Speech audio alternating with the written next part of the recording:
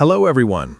Today we're building the foundation of machine learning. We're talking about linear regression.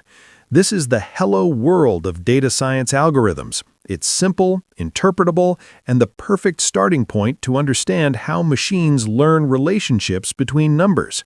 By the end of this session, you will understand the math behind the line and will apply it to a real geotechnical engineering problem using Python. Here's our roadmap. We'll start by defining what linear regression is. Then we'll distinguish between simple and multiple regression. We'll look at the mathematical intuition, specifically the cost function. Then we introduce our case study, predicting soil-resilient modulus. Finally, we'll walk through the exploratory data analysis, the pre-processing, the Python implementation, and the evaluation. So, what is it?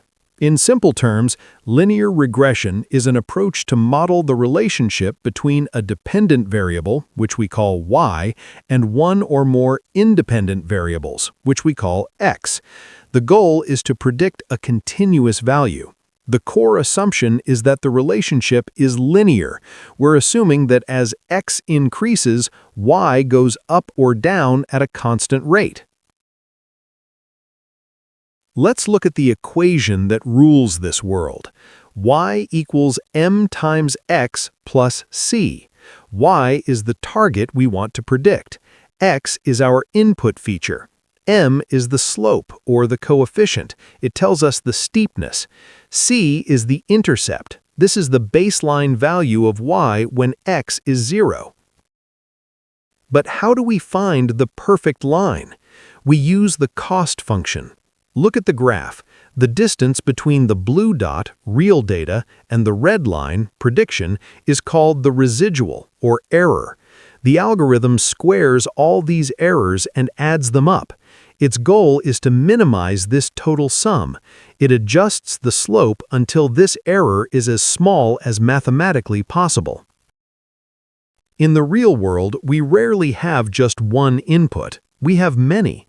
This is multiple linear regression. Instead of just m times x, we have a sum of inputs.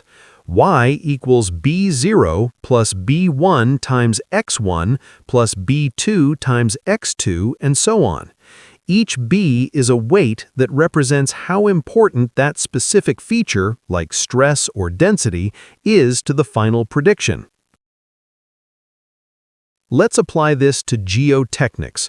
We're trying to predict the soil-resilient modulus, denoted as MR. This is a measure of soil stiffness. Our inputs are physical stress properties like divetor stress and confining pressure. We want our Python model to find the weights for these inputs to predict the stiffness automatically, saving us from expensive lab tests. Before we train, we analyze. We use a correlation heat map. We're looking for features that have a high correlation with our target, the resilient modulus.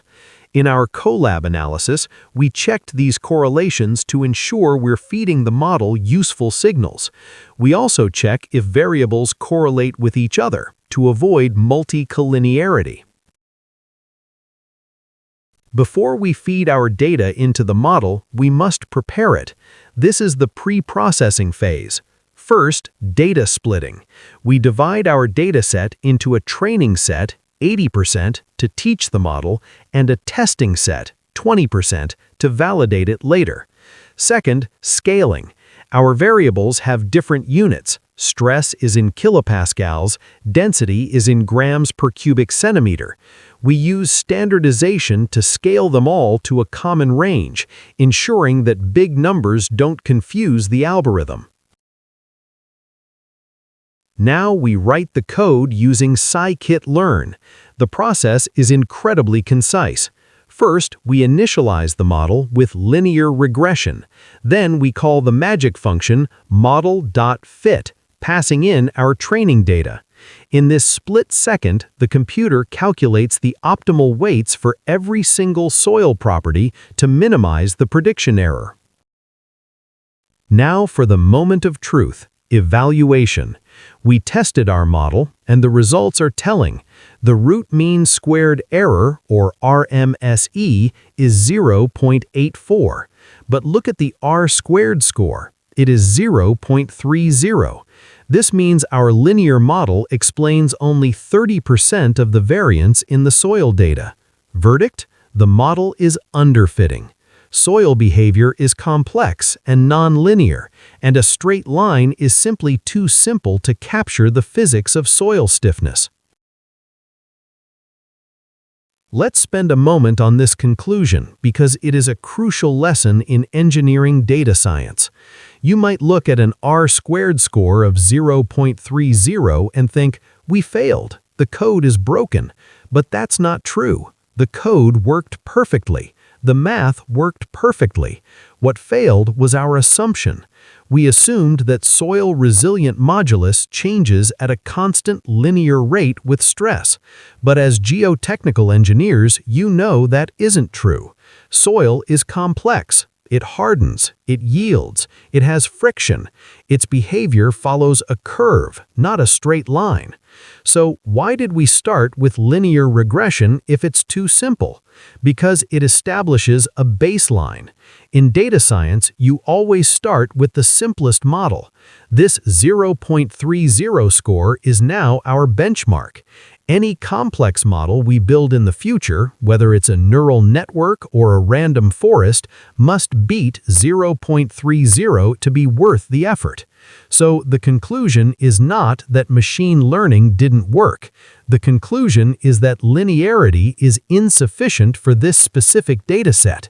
This justifies our next modules where we'll introduce nonlinear models like polynomial regression, which can bend the line to fit the soil curve, potentially doubling our accuracy.